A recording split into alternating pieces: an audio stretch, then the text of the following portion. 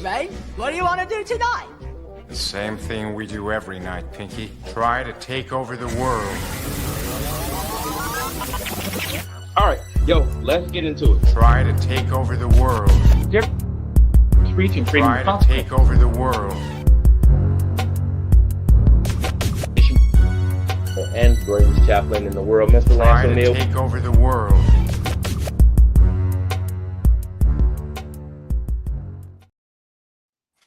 Yo, what up, everybody? This is your boy KJ Bradley, the greatest chaplain in the world, Mr. Lance O'Neill. We are here live and in full effect for a special interview today.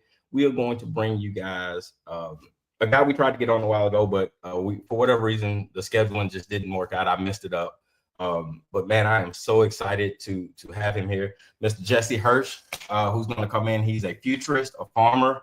God, his background is so extensive. I can't wait to dig in. So we're going to jump in. Before we do, Chappie, how are you? Same as always. I'm good. Oh, no.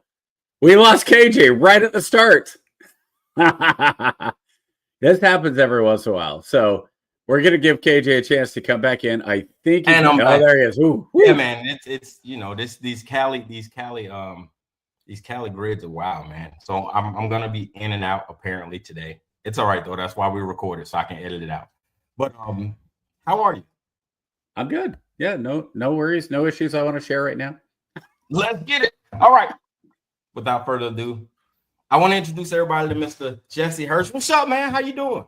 I'm great. How are you guys? I'm well, man. So it looks like Cali's gonna do its Cali thing, so I'll be popping in and out unintentionally. So if I disappear, just keep rocking. I'll be back shortly. Just is what it is with this Cali grid. But before we get started, man, why don't you just tell us a little bit about yourself? Tell us about your background. I have so many questions. I'm so excited. Definitely gonna ask about the crypto thing. We got to get into a lot of stuff. But go ahead. I'll let you introduce yourself to our audience, and then we'll come back and hit it. You know, I'm a really curious person, and my entire life I've always focused on learning, and that means a lot of technology, a lot of using technology to learn. And I'm kind of the person who people like to come with their questions. And again, these are usually technology questions. Sometimes they're political questions. And about 10 years ago, I went back to school and I got a degree in AI. And it was really an extension of a life of technology. But when I decided what I was going to do with AI, farming seemed to be the best bet, partly because technology and farming are inseparable. Technology and tools really got their start at farming, but also because don't go where everyone's like you. Go where you're different. Go where there's opportunities. And at that time, I thought AI would make a huge impact in farming. And lo and behold, it has. So I'm interested in AI in terms of the world, but farming is where I apply it. It's where it really makes sense, especially in terms of making my own food. And right now, I'm actually obsessed with building my own farm robot. And I'm kind of in the process of doing that as kind of the ultimate application of both my knowledge in technology and my passion for farming. So the first thing I think of when farm robots, I'm a geek, and this will tell you, R2-D2 and C-3PO. The originals, right? The originals, a bot to be farming robots, but didn't really get much work on the job before they took off. Like realistically, yeah, they were on the farm seriously for like 6 hours before R2 took off, and C-3PO didn't get a chance to use any of his. I was a loader originally, a programmed to be a loader. When was he originally programmed to be a loader? I mean, that's retro. So that's I was going to say a lot of retconning going on there. Yeah. So we'll let KG get a question in before he drops off again. Yeah, I know. It's so wild. This is so frustrating, but hopefully this is the last week of me being in a transient. All right. So first question. All right. So I had them written down because I was really looking forward to it. So what was the first moment, or maybe series of moments, where you realized that technology wasn't just a tool, but also a political and ecological force? Was it when you went into school? Yeah, that's maybe one of the best questions anyone's ever asked me, KJ. So let me start with that. I love right back at you. Yes, it was high school, and it was high school for a couple of reasons. I was really getting into the Black Panther Party, for example. Nice.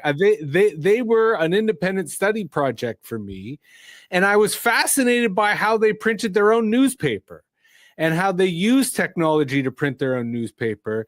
And this was before the internet, but it was when desktop publishing, WordPerfect, was around, and I started using technology to make my own newsletter. First a sports one, then a political one. So it was first media and politics, and recognizing that media and politics are connected, but then technology and politics, because I got onto the internet, I guess in university. And again, it was I just saw the future was going to be about the internet. The future was going to be about politics and the internet. So I guess it was something I didn't really think of, and yet like gravity, I was attracted to. And I really kept connecting the dots between media, technology, and power, and who has access to power, and who gets attention, and who we listen to as kind of the prerequisite for power. I like that. All right. So with that being said, we are in a state of Chappie and I, we've kind of had this ongoing discussion in our pod over the last couple of months when it comes to media and its influence in today's politics. Just curious to what are your thoughts before we move on? It's kind of the snake that eats itself, right? On the one hand, media makes so much money off politics. You have to remember, I'm Canadian, and the Canadian media industry has kind of been dead for almost 10 years because we don't have elections like you guys do, right? Mm-hmm. When you have elections every 2 years and presidential elections every 4 years, that's a lot of money for the media business, and especially a lot of money for the local media business. So our media industry, because we don't have that, because we have campaign spending limits, our media has been dead. Like, we just have Google and Facebook. That's it. Like that's who runs all the media here. So you really get a sense of the snake that eats itself. And that the one hand, the media wouldn't exist without Trump. The media wouldn't exist without the circus that is American politics. But on the other hand, the media has become the enemy. So now they're sort of vilifying. And I've been watching how PBS and NPR are under attack. So on the one hand, the media kind of made Trump. The media kind of made the political moment we have right now. And yet, they've never been more threatened. They've never been more perilous. So it's a paradox, right? It's a weird thing. It creates itself and eats itself on a never-ending cycle. Well, you can look at some of that stuff, though. You go back further into 2014 and 15, the left-wing media in the U.S. was pushing for Trump because they thought, oh, he'll be absolutely wiped out by Hillary. He's the joke. Like, he's not the serious one. And then he started kind of getting a little traction. I think Trump even will admit, like, he wasn't serious to begin with. He just wanted I think I've read some interviews where he's like, I just wanted them to talk about a certain things, 2 or 3, and then I was gonna be done. And then he got pushed in by the left-wing media, and suddenly he became kind of a viable. And then he kind of got on the roll. And then eventually, when he was nominated, the left went, "Oh, great! We've got Hillary. She'll just wipe the floor with him." And then you see all the videos of the funniest memes we have are all because of, MSNBC and them pushing Trump, saying, yeah, he'll be great because he'll be a walkover Hillary, and totally misreading the room.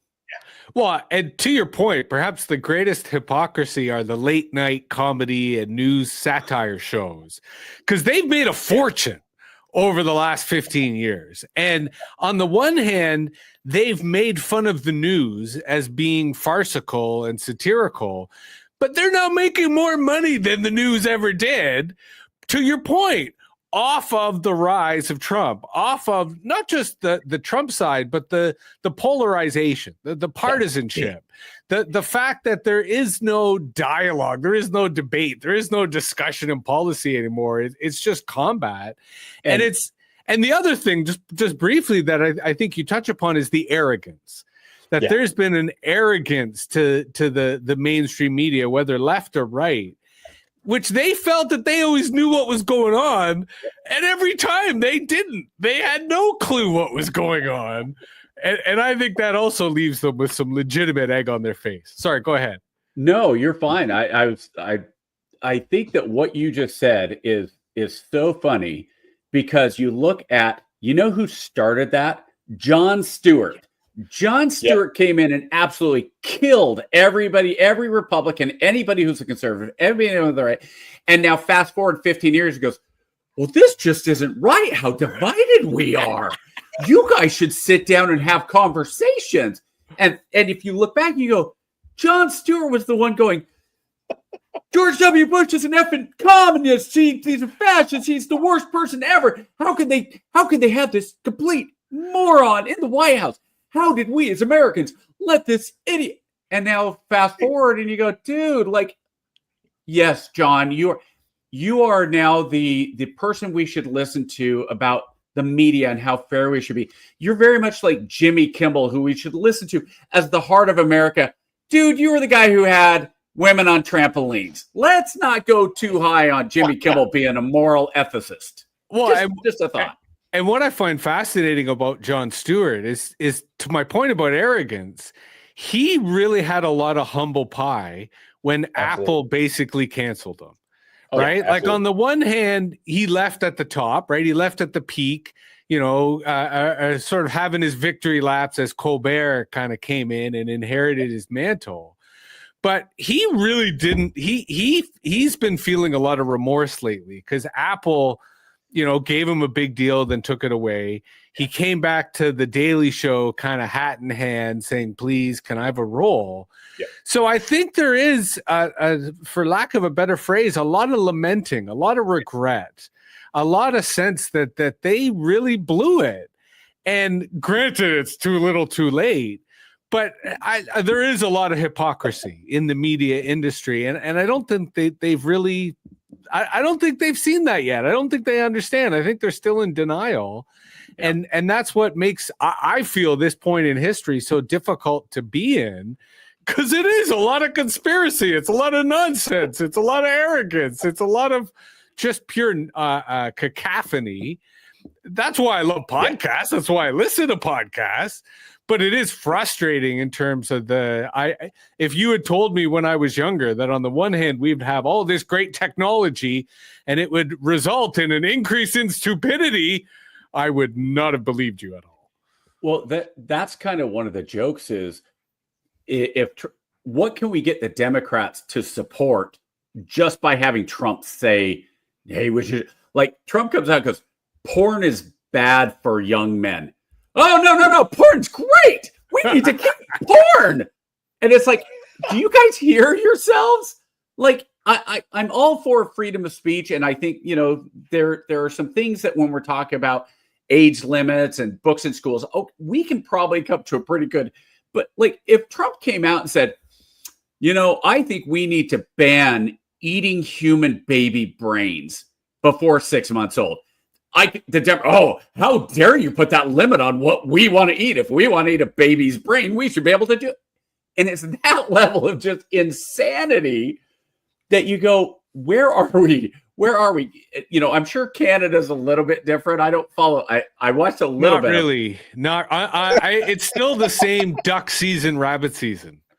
That is a great way of putting it. Yeah, and unfortunately, while Canada does have some differences, and I pointed out the media industry that we don't really have one anymore. Yeah, we still have the same culture. There's a North American culture. There really isn't a Canadian or American, and that was what was so dangerous about Trump's threats to take over Canada. Because did you guys really believe that though? Did you really think? Really? Like how did? Okay, this is fascinating to me.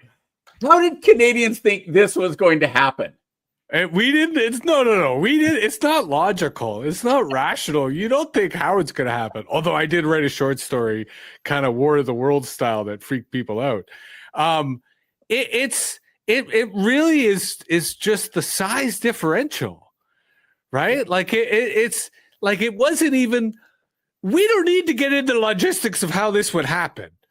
It wouldn't take much. Like, it really, like, I mean, the guerrilla warfare after, okay, sure, yes. But allow me to step back and frame this another way. You're going to throw syrup, you hoser. Get out. If instead of a threat, it was seduction, right? Like, if instead of a threat, it was, hey, guys, we got so much in common. We do so much business together. Your old people hang out in Florida. Our hunters spend time in your north. You know, how can we work something out? That would have been a totally different story, right? And that would have been, honestly, I think, a very friendly conversation. But there is this real deep-seated fear that has existed in the entirety of the Canadian history and identity, which is America's going to come and take us over. And just the thought of it caused us to dump a load in our pants collectively. And it changed our politics completely. And like when I go to the grocery store now, no, it still has. Right? Okay. Like you have to remember the liberals were dead in the water. Right. Yeah. That's what I mean. Dead in the water. Yeah. And the fact that they are still in power and that they have like it boggles the mind. They're still hated though. That's the paradox. This country hates Trump so much that we would rather be with the enemy we know than the enemy we don't know type of logic. So Canada right now is in a very precarious place. And I say this, the last point I'm going to make is in our grocery store right now, all products have not just the price, a red maple leaf or not, right? That tells you whether that food comes from Canada or whether it comes from elsewhere. And it's making a huge difference.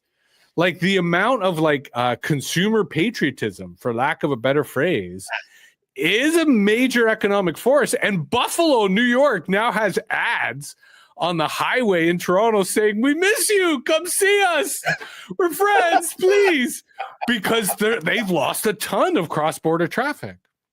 I digress. KJ, you got to get in. No, that's fine. No. But one of those things about the little tags, this is, I think, a true difference, is that when you have those little tags, tell me if I'm wrong, you probably don't have a lot of people saying, well, that's racist. Because if we put those fat flags in America, you'd have half of the population going, how dare you I'm offended by that little flag. That flag is the flag of people that oppress the slaves and that is against the Mexicans and hates brown people and black people.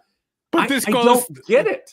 But this goes to your earlier point of maybe Canada's not as crazy as America's. Well, we are, because people are doing that. So that is happening. Yes, that is happening. But because we don't have the media industry you do, it's not amplified. So, yeah, it's all over the Facebook groups.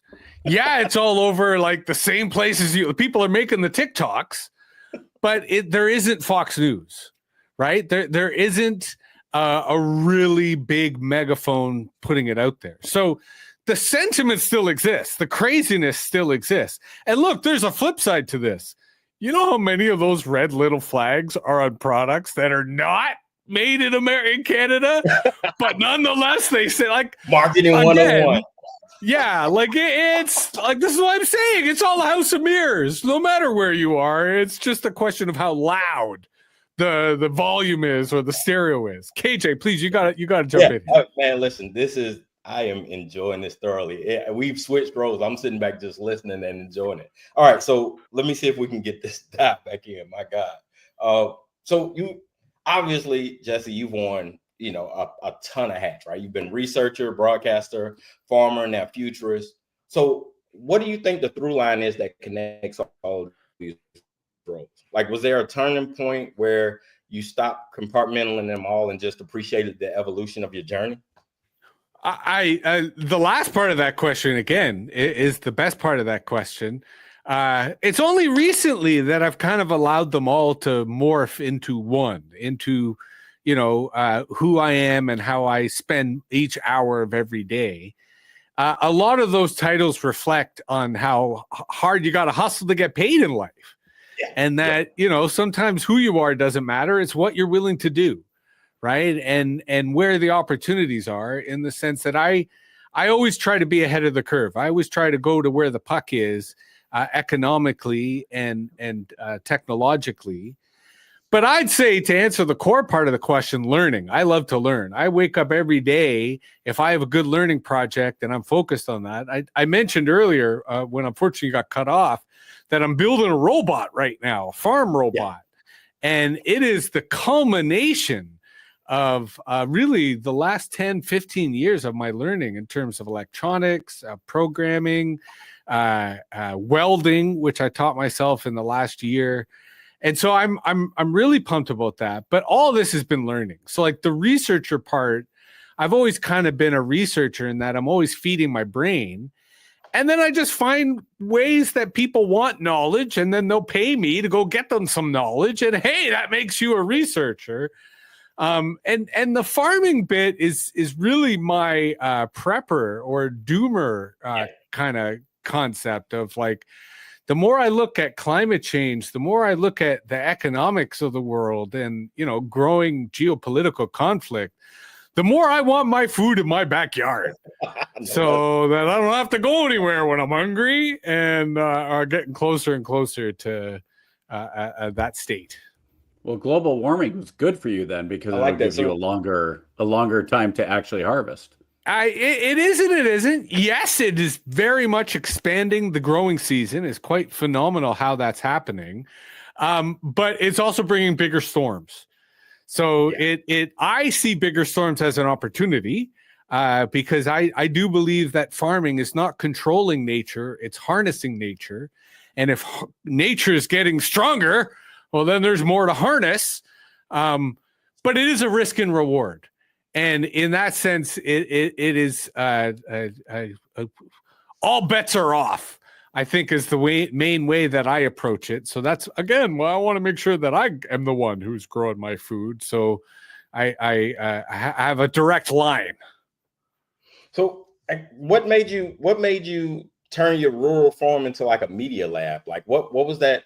What made you make that pivot? I mean, that goes back to your first question. Media is power.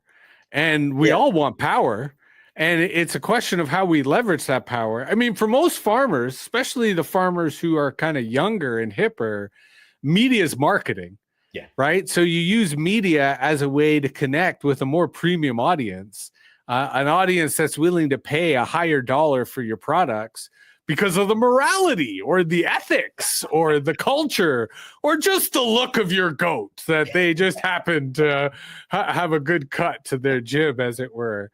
But also it's power in the community. I'm an outsider, right? I'm from the city. So all of a sudden I will be distrusted for the next 30, 40 years amongst everyone here. You know, my children will probably be distrusted. So it helps that I volunteer for the local radio and have a technology spot on the local radio so people hear me, and, you know, put out a podcast where I'll sometimes bring on locals and talk about local stories.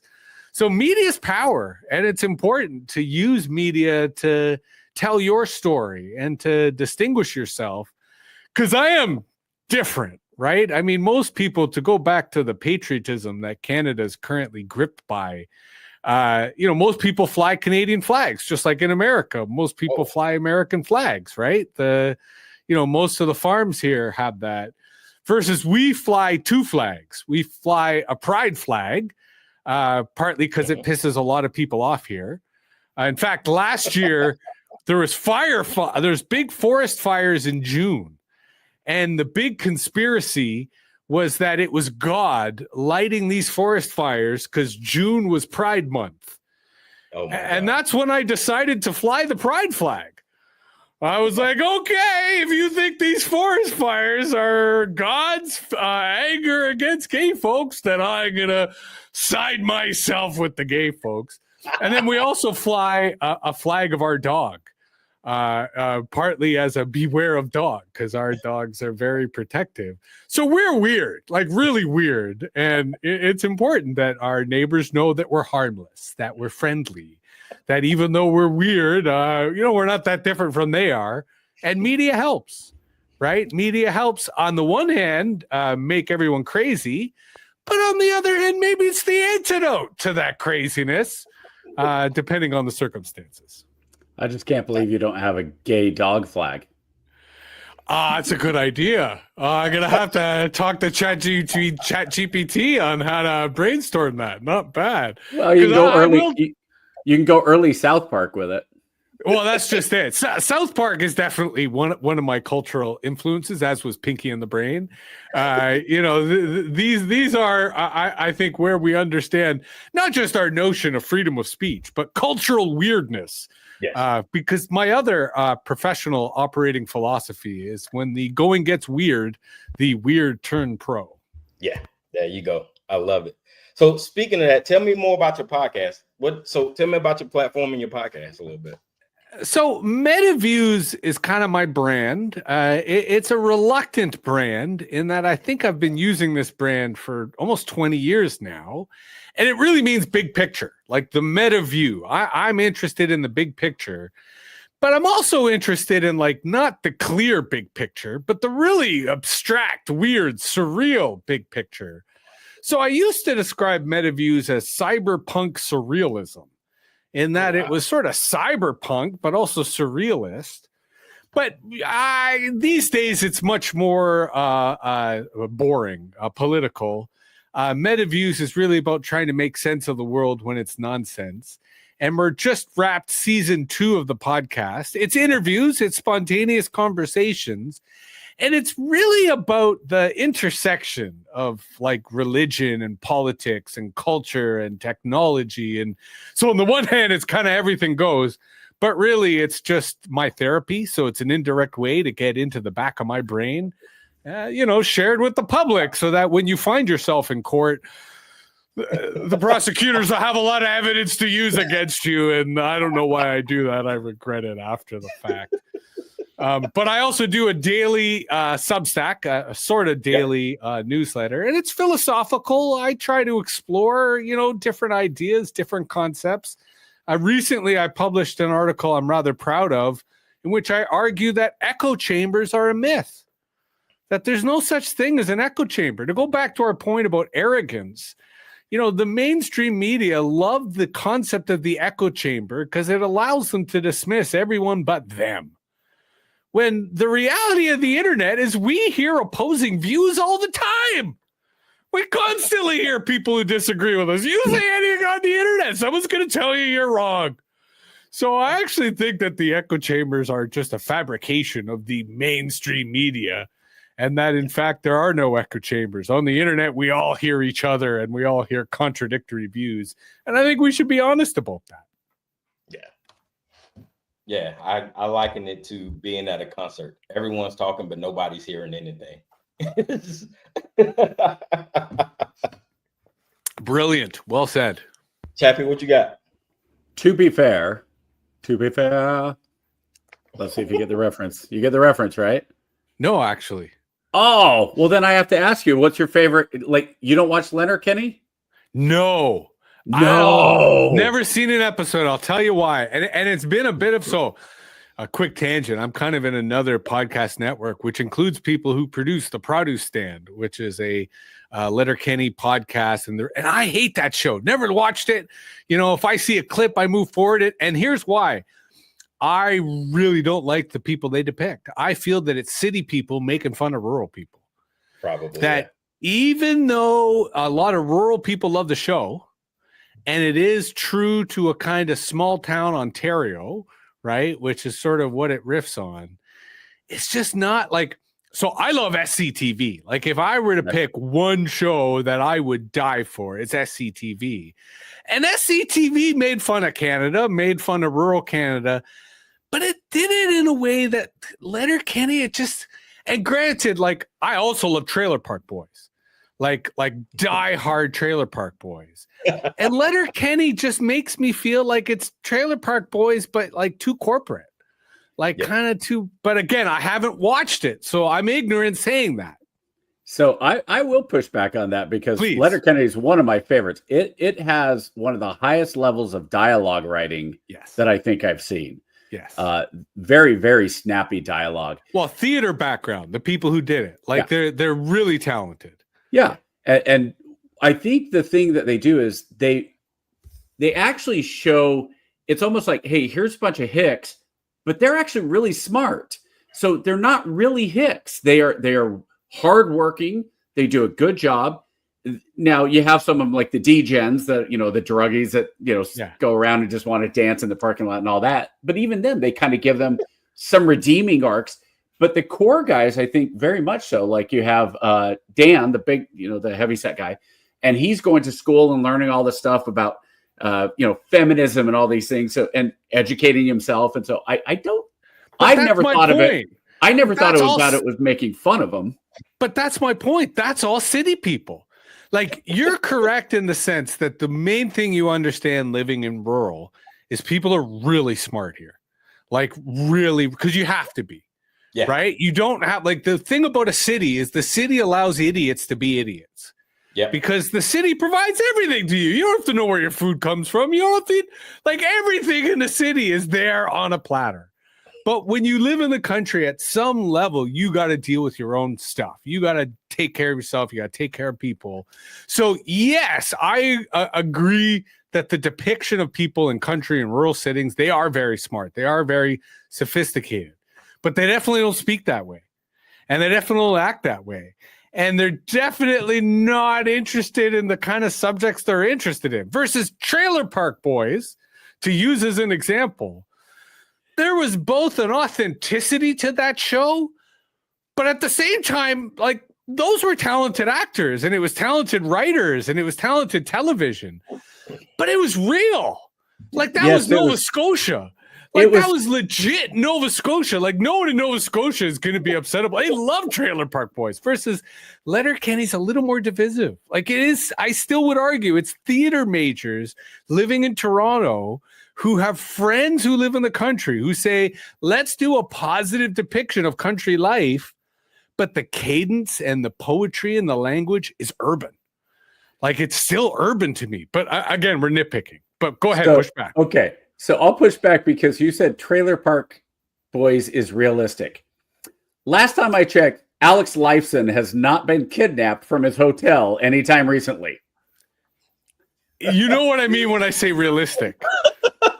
The plot lines were absurd. But I know a Bubbles. I know a Ricky. I know a Julian. I know a Corey. I know a Trevor. Like, these are real Canadians, right? And I say this in the honest to God kind of hoser.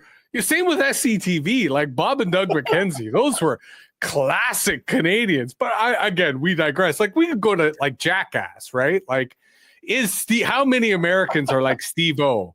Right? Or like how, and this is, but that's my point. That's my point. This is versus like the Real Housewives of, Manhattan or whatever. Man. So like what used to be okay, I'm going to roll this back and give a researcher's hypothesis. The early days of reality television were almost authentic versus the contemporary reality television. It's scripted. Like, it is Velveeta. Well, today what it is we're going to give you the premise for today's show and you guys ad lib it. But we're going to hit the marks. And it's not, like you said, it's not authentic. I remember watching The Real World, which is kind of the granddaddy of all, and you would watch that and go, wow, look at these people. Like and I think San Francisco might have been the last real one. When the puck guy, although I will say character because he characterized himself on purpose, when he's sitting there basically saying, hey, the dude with AIDS, I forget his name, but he's calling out the guy with AIDS for having AIDS, and you're like, holy, that would not happen today. Pedro, right? So you wouldn't have that. So there was this reality, and then the roommates get together and kick him out, and you go, yeah, that's what should happen. Whether you agree with Pedro and his lifestyle or not, Puck, dude, you're eating peanut butter out of the community with your fingers. These are things I remember about this show from 20 odd years ago. So there's this realistic where you go, yeah, this really is they just kind of put cameras in there and just let them go. So here's an interesting consequence of that I was thinking about earlier today. It strikes me that there are a growing number of Americans who genuinely believe the conspiracy that the NFL is more like the World Wrestling Entertainment than it is baseball. That it is a scripted kind of like, there's still athleticism, there's still a certain amount of competition, but you know who's going to win the match at the end of the day. Yeah. I don't believe that myself, but the amount of people who are starting to believe that strikes me as a symptom of a larger, deep distrust in American culture that I'd love to hear your thoughts on. So that's what it is. It's the deeper distrust in authority. I was talking to somebody literally yesterday about this of, do you trust the NBA, MLB, or NFL? Because, you know, here's the Dallas Mavericks who trade away Luka Doncic, arguably one of the top, not arguably, is one of the top 5, if not 3 best players in the world, for an older all NBA guy that's always hurt and like 1 draft pick. And then they win the lottery. And I've seen videos on how they do the lottery. There's basically no way you could fake the lottery, right? But at the same time, there's enough that we've seen, like the Lakers Kings Game 6 in the early 2000s. There's these phantom calls. And I was thinking about that yesterday as well, about the NFL, specifically thinking, how many phantom penalties would a ref have to call to truly affect a game? How many holding calls could you make that would really genuinely, other than in any type of close game, right? And that's where the distrust becomes, because you can watch, and even the announcers, you know, Aikman and Romo will be like, how are they calling that? Like, that's a horrible call. And you know, they are owned by the NFL to some degree, but they still have some license to say what they think. And I think that's where it kind of comes from, because you sit there and you go, there are enough of these calls. And then if you take the clips and put them all together and you don't say, well, hey, here's 10 clips through the entire season of literally 10,000 calls that look really hinky. Well, yeah, I mean, I can 1/100th of, or 1/1000th or 1/10,000th of any play, I can put them together and make them look like, oh, look, this is completely rigged. The NFL's rigged, the NHL's rigged, golf is rigged. Watch this. And show, you know, the head breaking off, or, you know, somebody just missing a putt that goes line and go bloop, and it's like, well, oh, it must be it. Oh, it's all a conspiracy. They have magnets under the greens. Maybe that would be a good one. Maybe that's what we should do, is we can put together a clip of 10 different times where the ball just kind of turned when it doesn't seem like it should. And then say there's magnets on underneath the greens of these major events, and they just want their people to win. It can happen. Oh, sure. That's what Augusta's known for. It's for putting magnets underneath. Oh my God. Do you know the conspiracy? Man, listen, there'd be a lot of people upset. All right, we got to get back to business, though. So you mentioned that you're building a robot, Jesse. And then you've also kind of advocated for citizen science and shaping local futures and that sort of thing, right? So I want to hear your thoughts on this idea I was running. What if the next phase involved like a hybrid citizen machine research team? Kind of like where, you know, maybe you got like rural AI teammates that support the local farmers with like on-site sensors, predictive models, or closed loop environmental feedback, that sort of thing. Kind of working together as co-researchers to help build out, you know, soil health and biodiversity to produce better crops without, you know what I'm saying, without the waste and the overture. What are your thoughts? I think that's the future of libraries. Because on the one hand, if you think about the role libraries historically played, it was about knowledge and sharing knowledge in the form of books. But now that knowledge is often software. It's often technology. It might be soil data. It might be crop data. It might be livestock data. So 100%. And the question is, what form will this cooperation take? Because the other side to this is the miracle and paradox of open source software. Because you know, not a lot of non-nerds know the role that open source software has played on the internet the last 30 years. Yeah. And especially in AI right now and software development and the whole rise of vibe coding in terms of getting AI to do the software for you. The problem or the paradox of open source is it's hard to find stuff. It's hard to know what's available. You know, what Microsoft and other corporate software providers do really effectively is market, right? They sell to people. Like what John Deere does to farmers is sell them technology. And farmers don't have the time to go and research that stuff on their own. So imagine if the local library, you know, at the start of the growing season or in the winter, offered free workshops on how to take advantage of this technology, how to build your own farm robots, how to automate your 1980s tractor, which there are people on TikTok doing. So, you know, part of it is connecting all that knowledge together. And there is a cooperative culture in farming communities. And what's interesting in the United States right now is because the combination, the fluctuation in commodity pricing, you know, combined with the general uncertainty that farmers always face, there is a huge resurgence in cooperative efforts. Oh. And I don't mean literal cooperatives. Sometimes these are just Facebook groups, right? Sometimes these are just people on TikTok sharing stuff. But you evoked this idea of not just a knowledge sharing, but technology collaboration and building technology and deploying technology together. And I think that is increasingly happening. It's just a matter of how do we formalize it? And that's why I use the word library.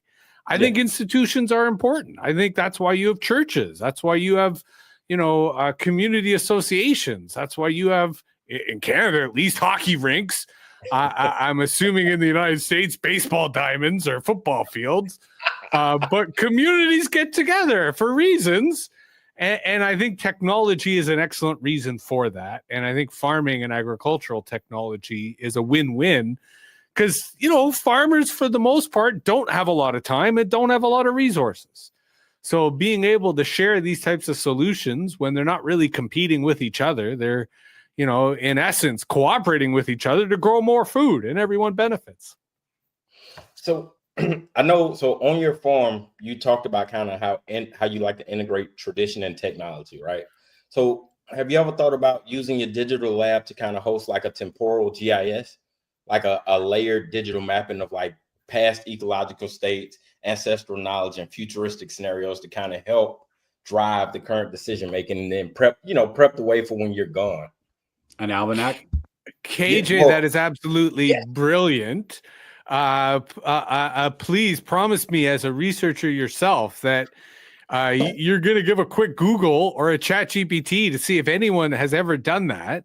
I don't know. Because that is absolutely brilliant. Because what you describe exists on an oral level, right? It exists in a verbal culture. And we've been on this. So we were able to buy this farm because it was dilapidated, it had been let to go. And we have used our goats to basically reclaim a lot of the property, including the original foundation of the house that was here 150 years ago. Nice. And in doing that, it's kind of archaeology because I'm finding little old containers and bricks and like all this stuff. So I would love to be able to use scanners and sensors and AI and local history to map out what had happened on the land before, and then create a system to kind of maintain the land further. And of course, while this is true in America, even more so here in Canada, there is a process of reconciliation with our First Nations, with Indigenous communities. Mm-hmm. And so, you know, one of the first things we learn about North America is that North America was never wild, right? Like we had this idea that North America was wild, the Europeans came and then they cultivated it. Yeah, but the civilizations that lived in North America have been farming for tens of thousands of years. They've been cultivating the land here forever. So to your point, someone's been farming this. Maybe not the way that Europeans farm, but they've been farming it. And there is this one part of my land that clearly had a lot of animal poop on it decades ago because it just grows different and all the vegetation grows different. So again, that is an absolutely brilliant idea. The short answer is I don't yet have the resources to do that. But what I did do, because we have, not as a tangent, so our property is a mix of open pasture and woodlot. And here in Ontario, you can get a very generous tax break if you manage your woodlot, i.e. promise not to cut it all down. And so to your question, what I did one year, because we were facing an invasive species, is I used a drone to create a full 3D model of the forest, thinking that I could update that model every year and keep track of how the forest is changing. Turns out I would need a lot of terabytes and exobytes of data to store that and compare those models. So it was a little aspirational, but I guess the answer is eventually yes, I would love to do that. That's awesome, man. Best questions ever, I gotta say. I'm sorry, man. I've been waiting for a long time. Like I've been looking forward to this one. So, Chappie, you want to jump in, or you good? Or you want me to keep rolling? I just think it's funny, like KJ saying, so to use AI with the TSP of the third layer underneath, I'm going, did they kidnap Neil Peart? I know it's Alex Lifeson. I'm as big as Rush fan as any Canadian out there, so I know the difference between the two before you start. My daughter's name is Getty. That tells you how big a fan there you go. I am of Rush. And my son's name is Alex, and my last name is Neil O'Neill. So I couldn't go with a Neil O'Neill. That would have been a little too much. But no, this is I'm just some of the questions KJ's coming up with. I'm like, okay, yeah, that's wow. Well, and I think indirectly we've answered the question of, how do nerds get into farming, and are all farmers nerds?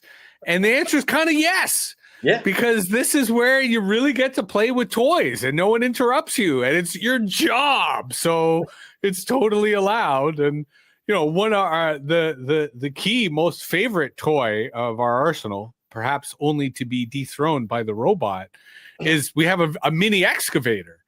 And if I had told little Jesse when he was a kid, one day when you're older, you will have your own digger. Whoa. Oh my God. Yeah. Life dream fulfilled. That's crazy. So, all right. How do you think,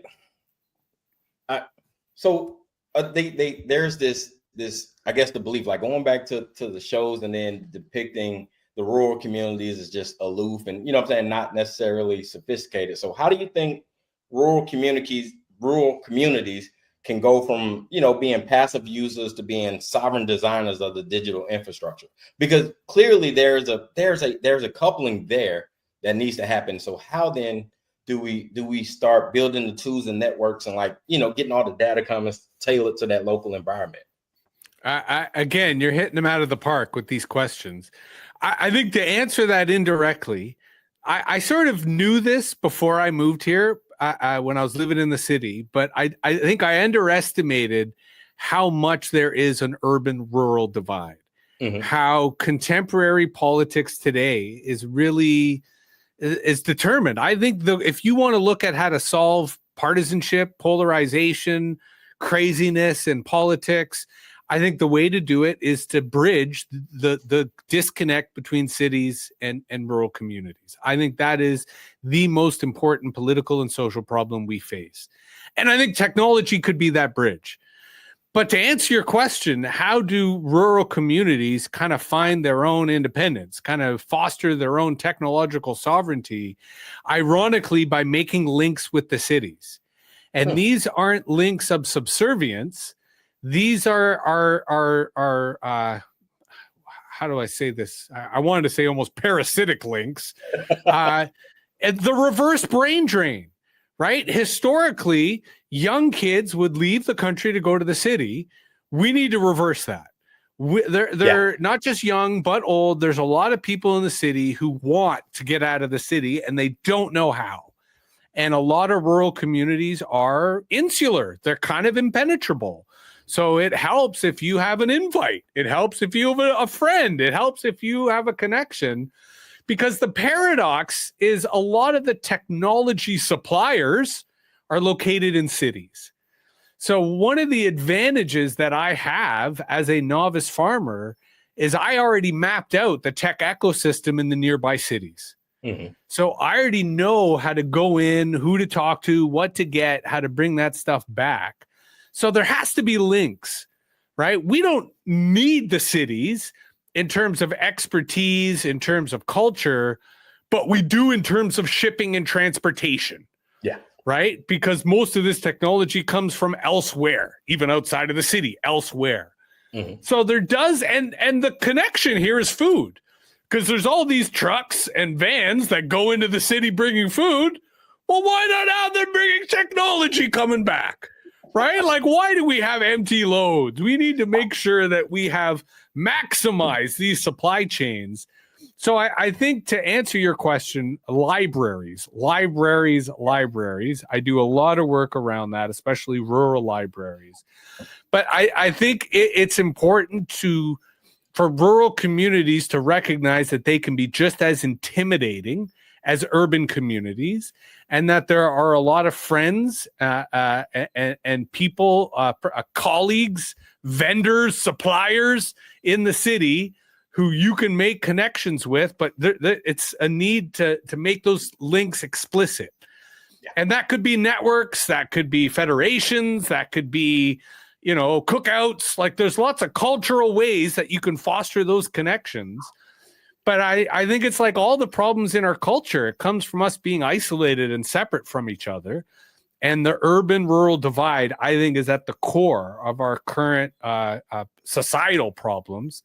And I think it's an easy one to fix, quite frankly, because the differences aren't that great. It's just there's no dialogue. There's not a lot of talking.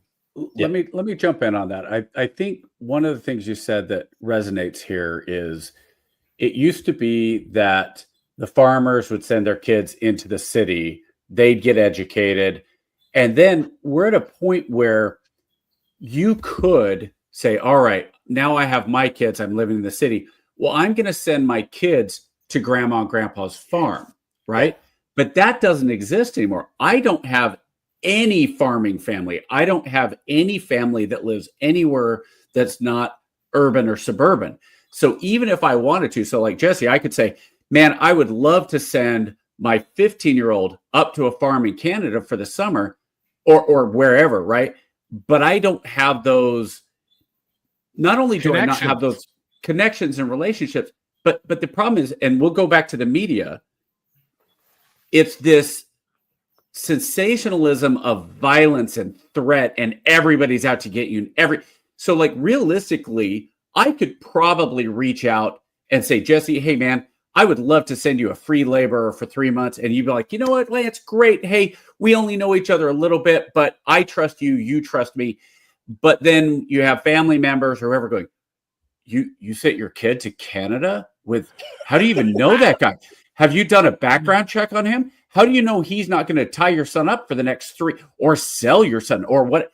And it's this worst case scenario that as a population we've all come under, especially when you start to realize first world wise, these are not really the threats that are truly what we need to be worried about. So I think you have a great idea there. Maybe the library needs to be on a relationship where we need to do what they used to do in old England. Like, hey, you know what? You give me one of your kids, I'll take one of your kids. And that way we can't do anything to each other or else the war starts. Well, and there's a few things there I think we can flip. But to your point, the most important is trust.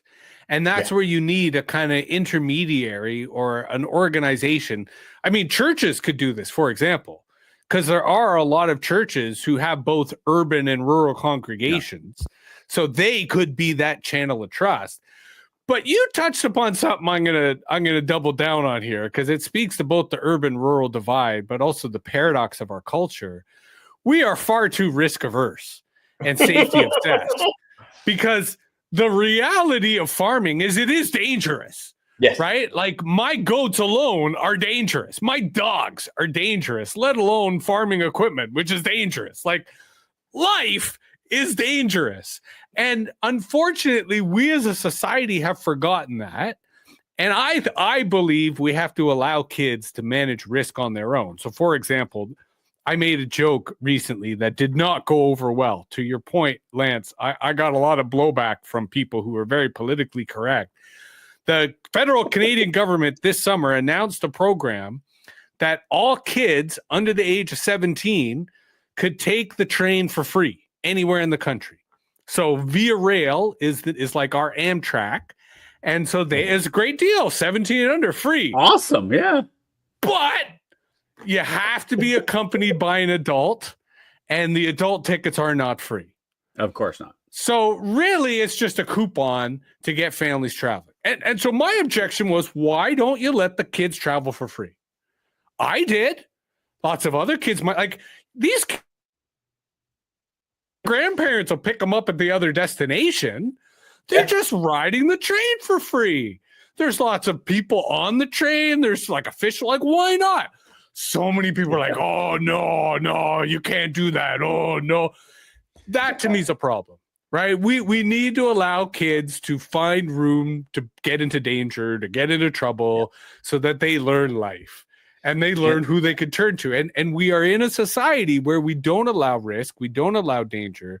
So that's why, yes, my idea of having city, and I agree, it would be great if we were to send the city folks to university and college in rural communities and to work on farms.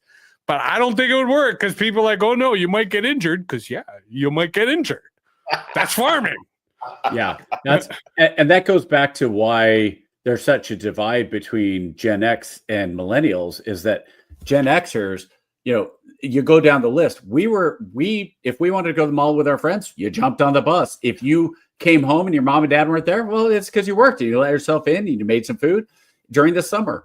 You got up, you left, and as long as you were home by whatever time you were supposed to be home, which was generally when the sun goes down, we didn't have a lot. We survived oh my gosh, you let your child drink out of a hose? Yeah. They're gonna get salmonella, tetracycline, whatever. It's like, dude, it's okay. It's not the best. Tap water is not the best, but drinking out of a hose is not going to kill you. And that's, it's interesting. We've just got I love that it's super frustrating, but the analysis is spot on about risk averseness. And look, not to be cliche, but we are fundamentally talking about how we produce our food. And if we don't have enough people to actually harvest our food, grow our food, maintain our farms, we won't eat. And we are running into that problem because of the way in which the urban-rural divide is split. So we are going to have to figure some way to do it. And I keep seeing and meeting lots of people in cities who want out. They just don't know how to do it, or it's just so expensive. Like land is too expensive, right? So another way to do it, there's lots of people who own farms that have been left to rot. Take it away from them, give it to somebody else, right? Yeah. Use it or lose it is another philosophy that I think would be totally reasonable. So I think that there's two parts there, because one, the idea would be that the more technology you're able to use, if you're able to go out and you're able to basically have a robot go in and plant and weed and harvest and all that, you're not going to need the same numbers. And I think that ultimately that kind of is the goal. But then now you run into people won't have jobs and all that. Look, but ultimately the number one thing is we need to have food. As long as society has food, you can generally figure things out. The reason that you had, wars that have always been started was over water and food. And as long as you have those two things in abundance, generally the people are going to be soft, and we're not going to go and fight you just because I'm not quite getting the hamburger I want. I'll raise you even further. Right now, with the robot technology that is currently available in 2025 terms, we could have free food, easy. Yeah. And North America could produce enough free food to feed the Americas. Yeah. And South America's already producing lots of food too. Yeah. Right. So it could be done now, but there's a huge cultural, political problem that prevents us from doing so. It's literally socialism. Well, and that's a word that pisses a lot of people off. So let me ask you a question about that, because I think that one of the big things I see, I'm a conservative, and so I see a lot of people say, well, look, you've got these subsidies to the big corporations, and you have the left saying big corporations are evil, but the right saying, well, hey, we need corporations. And I sit there and go, look, if we get rid of subsidies, now you're not socialist, right? And I don't see why the government should be picking winners and losers. But if at the same time you're going to say, look, we're going to allow some tax breaks, which I get are subsidies. If you're going to allow tax breaks to farms that produce X number or X amount more than they need on their own, I'm okay with things like that because ultimately it's a societal good. But once you get into that this and that of, like you said, socialism, and I'm against socialism because socialism has killed more people in the 20th century than anything, including war and disease. But now it's not true. Disease kill more people. But no, let me hold you there because I hate that phrase, and I'll flip that phrase and say I'm a gun owner, and here in Canada, you actually have to go through a lot of hoops to get a firearms license to own guns. So I've never liked the phrase, guns kill people, right? Like people. Well, it's going real fast, do. Right. So socialism doesn't kill people. It's just an ideology. It's people who kill people. Oh, for sure. Right. And in that sense, nationalism has killed more people than socialism and capitalism and fascism combined. It's just a question of which ism you pick, and you could scale it up. So to bring it back down and to throw it back to KJ, because ostensibly this was his idea. What if you had a free food system run by robots that was quote unquote socialist, but not controlled by the government? It was controlled by local communities. So those local communities grew the food, distributed the food. And because of the system we're using, there would be lots of surplus. And the only caveat was you can't sell your surplus. Yeah. You can get as fat as you want. You can have as many treats as you want, but whatever surplus you have, you got to send that away. You got to give that to the people who are not as fortunate as you. And that's the commitment. So do whatever you want, grow whatever you want, do it however you want, but you can't keep the extras. Use as much as you want. So so let me just make sure I caught what you said there. So you're saying the government will give federal land to anybody who wants it under those terms of you get to keep. Here's where I have to stop. I'm curious how do you get to there? I can't comment on federal land because as a non-American, I don't know what the politics of federal land is. Does Canada not have federally owned land? No, we're complicated. We've got crown land. Oh. And crown land is literally owned by that guy, Charles. Not by the government, by that guy, Charles. Okay. So same type we don't of deal. Have but it's not. Okay. No. Federal land, the federal government could say we want to do X with it. But our federal government can't because Charles owns it. Yes, Charles owns it. You guys should have a revolution. I agree. It's so absurd. Sounds like some cheese going in the harbor. Why don't we assume? Why don't we do this? Why don't we assume that the land has already been distributed? Yes. Because it is. Dude, if I was Canadian, I would be like, what are they going to do? Come get it back? Bring it on, dude. I know. This is what I'm saying. You want Americans to start loving Canadians again? All you'd have to do is say, hey, England, guess what? We're taking all the land we want, and you can't do shite about it. By the way, U.S., hey, please help us out on that. And Americans would be, yeah, we're there with you. Let's go. That's why I said if it was seduction instead of threat, we would be having a different conversation here, right? Like, again, let me take one step back. If you think American politics is crazy, you should try Canadian politics. The only difference is it's not televised, right? Ever since SCTV went off the air, there's just no way to see the craziness of Canadian politics. You have to be at, the Bush party. You have to be at the lake. You have to be, at that place where it happens. And it is crazy, absolutely crazy for the reason you described. We live in a crazy country. But yes, we were talking about redistribution of land. I'm saying the land's already been distributed. The question is, where do you get your seed from? Where do you get your fertilizer from? Where do you get your robots from? Right? That's what farmers need year to year. That's what the local community could provide without any help from the federal government. Yeah. So you could do this bottom up. It doesn't need to be top down. Right? So imagine, here's a scenario. Imagine, to make this real quick, America and Canada merge, friendly, It's run by people like Trump, the Canadian equivalent, and it falls apart due to incompetence. So all of a sudden, you no longer have an overarching government. You just have states and municipalities, and everyone has to figure it out for themselves. But they've got the internet to communicate.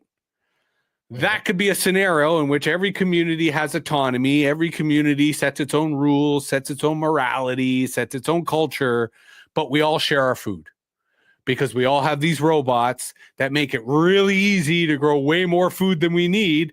And I like oranges, and you can't grow oranges where I live. And Florida likes maple syrup to go with their pancakes and sausages. So we're happy to share. I think that is good luck. Yeah, pie in the sky. Yeah. Good luck. Yeah. Yeah. I think, but ultimately, I think that, just to go religious for a second, that is the idea of the ultimate Christian ideal, is that we are all truly, and I will say this with all seriousness and all understanding of history, Marxism was not that far off. It's Marxism plus humans is a major problem, because, when Marxism says to each man according to his needs, okay, that's fine. But the problem is, I want more. And that's human nature. And I don't think we'll overcome that human nature. And if you say to a farmer, well, okay, you're going to go out and you're going to farm this land, and you can have all your excess, and we'll give you the land, and we'll give you this, and we'll give you that. They're still going to say, yeah, but how come that dude is able to buy a nicer car than I have? And that's where the human nature falls apart. And so I like the idea of taking crown land or federal land or whatever and saying, okay, we will give these to the corporations that are willing to donate the robotics and the software and those things to only produce the food. And if you want to do it, I'm sure there's a way to do it. We're not there yet. You said something I think really important, which, you use the word greed. I think in our context, competition is a better way to phrase it. Maybe. Because if you say that one says, well, why does that guy have a better looking tractor than I do? Because they don't care about cars, right? They care about how pretty their tractor is. Sure. You'd be like, well, because he worked harder, right? Because he, did whatever. So I agree. There still has to be incentives. There still has to be a certain level of competition. And I think that competition makes sense when it's local, when you can see who you're competing with and understand how they're competing. Versus the problem with global markets is there's no way that the American worker can compete with the Vietnamese worker or the Bangladeshi worker, right? And that's where globalization became really problematic, because instead of saying to factory workers in Indiana, we'll pay you $20 an hour, the Chinese workers were like, oh, we'll do $2 an hour. And the Vietnamese workers were like, we'll do 50 cents an hour. Like, that's not fair. Versus if you had everyone in Indiana saying, okay, who will do this for the right wage? That's when everyone in Indiana can look at themselves and go, all right, no one go under $20 an hour, because that's how much it costs to live in Indiana. There's a scale there that makes it a little more manageable. But see, I don't think that's where the scale works, because define local, because even northern Indiana is very different than southern Indiana. And if you say, hey, people in Saskatchewan, we're competing for wheat harvest with those in Nebraska. Well, that's kind of local, but even local farmers, I still think if you have, hey, me and the Smith farm, we're both fighting for our survival because we both have wheat that we're growing, then, how, or what happens when some of those things that are out of your control go in. It's just, there's so many, all I'm saying is the variables. You hit it on the nose right there. You hit it on the nose right there. All of this logic fits to other industries, but not food. Yeah. Because there's no such thing as having too much food, right? You can waste food if you don't process it. You can waste food if you don't move it fast enough. This is the problem with Saskatchewan, for example. Saskatchewan's in the middle of nowhere, and there aren't enough rail lines every year to get the wheat out of Saskatchewan. So the issue with food is a different kind of competition, right? Whoever produces the most gets the greatest reward. But if you don't produce enough, you're still producing lots. So again, we're getting into the details, but I enjoy these conversations because they do speak to the commonality that exists amongst people who would otherwise politically disagree, because we do all eat food. That is the one thing that unites us. Not all of us have people doing our bedrooms up, though, like KJ does. You know what? Listen, hey. I'm trying. It's just funny how you see that go through. Yeah, I am a transient. This is my last day of being a transient. And then I just saw that. It's so funny looking. I was earlier thinking not everyone has dogs who are carried like babies. Right? Oh my gosh. Is that a doodle by chance? That is a it's a mini Bernese mountain dog poodle hybrid. So there you go. I had a hunch. Doodles tend to be treated like babies. Yes. And we had there's a whole story behind that we won't go into, but the short version is it took me 15 years to get a dog from my wife to finally say yes. And then it took another year before she said yes to a second one, which was legitimately the biggest surprise in our 25-year marriage. Yes. So yeah, we did not domesticate wolves. Wolves domesticated us. Oh yeah. And they're still doing it to this day. Yep. Absolutely. So I know, to get back to the farming here in, well, before we moved out to California, we were seeing a lot of. Hey, KJ, before you get in that question, I'm going to pop smoke. I got some stuff I got to do tonight. So I'll let you finish off with Jesse. Jesse, hey, great. Anytime you want to have me on MetaView just to talk Rush or the craziness between federal lands or the crown and educate me and have some real conversations about the differences, I'm there. You just let me know. Right, but I'm going to say goodnight for tonight. So great to meet you. Thank you. And I would keep talking. No, KJ, keep going. Hey, finish off your question, but I'm going to drop. Get your last question, KJ. All right, Tappy. Right. Bye, Tappy. All right, so I was talking about the communities and the micro farming that seems to be taking over in these urban sectors, right? Even here in California, down in Los Angeles, you're starting to see these community garden centers where people just collectively bring. Are you familiar with the stone soup? Yes. Story about. So it's essentially that, just in an agricultural sense, where one guy's like, hey man, I can grow some potatoes over here. You get some tomatoes, and we'll just all bring it together for the good of the community.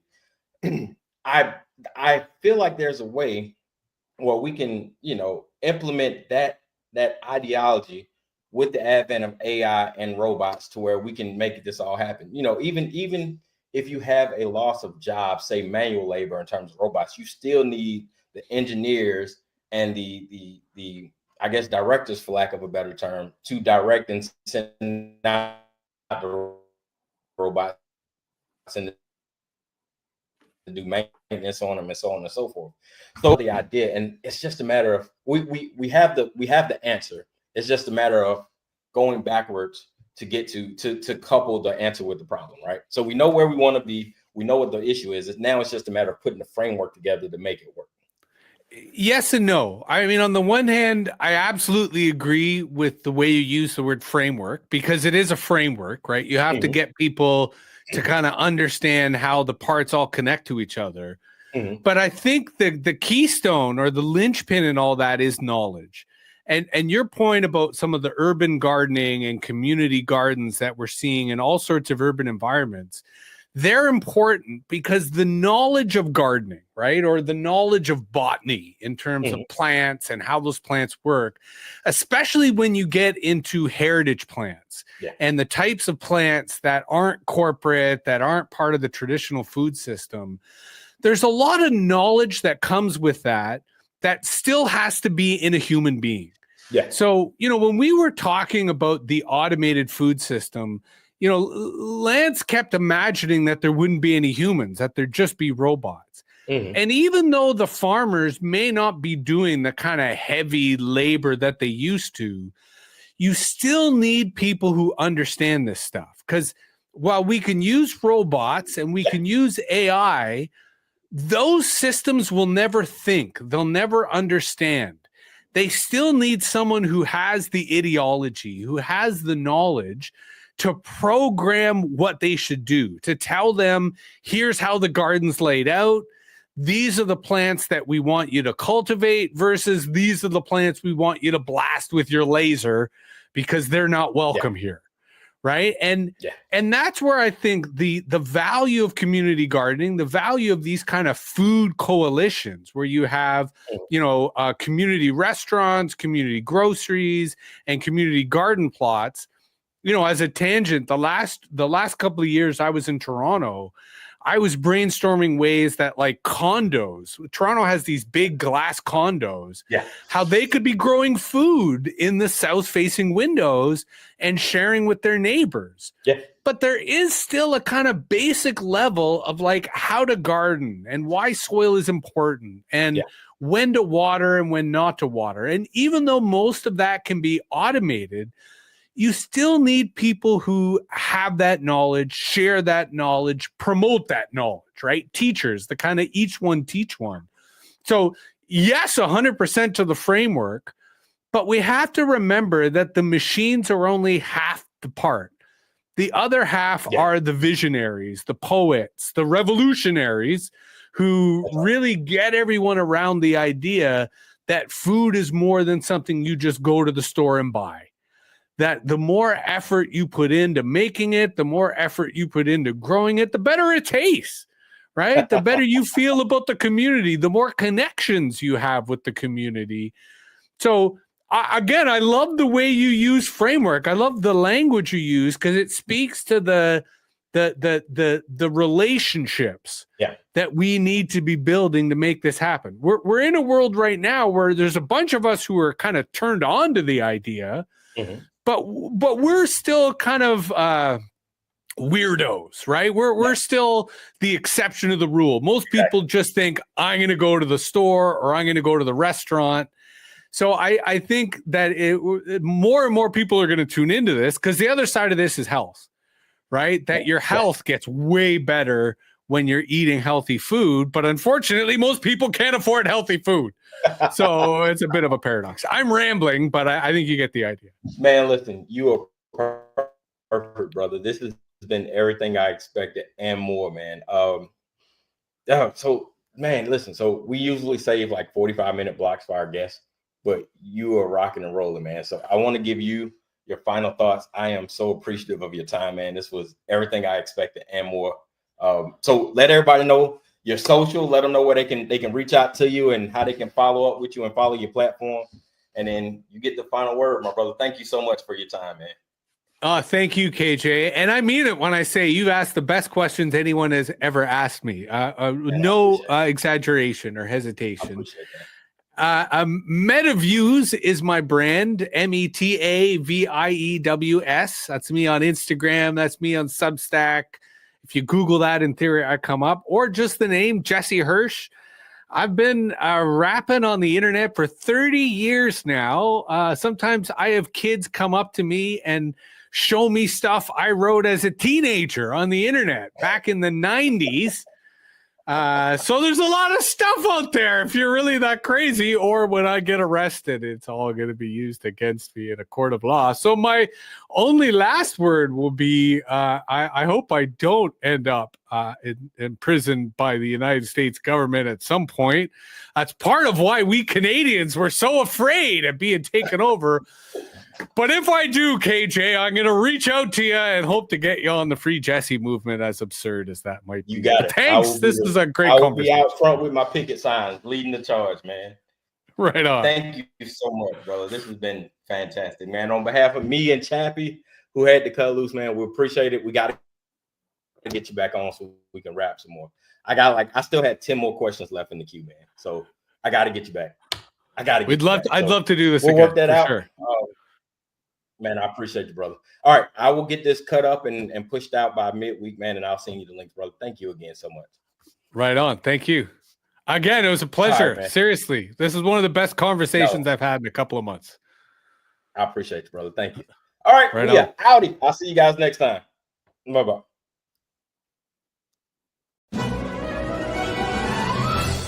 Gee, mate, what do you want to do tonight? The same thing we do every night, Pinky. Try to take over the world. All right, yo, let's get into it. Try to take over the world. speech and freedom Try of to conscience. take over the world. And greatest chaplain in the world, Mr. Try Lance to O'Neill. take over the world.